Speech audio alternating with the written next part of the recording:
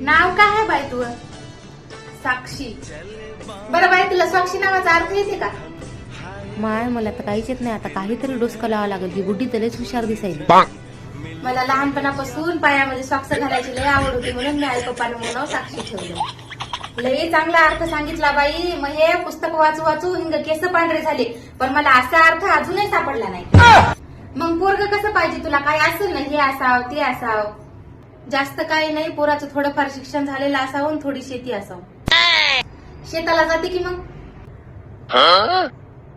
मग बाई मला सांग, शेतका तुला डबा पार्टी करायला आणि बुटी पार्लर टाकायला पाहिजे काय?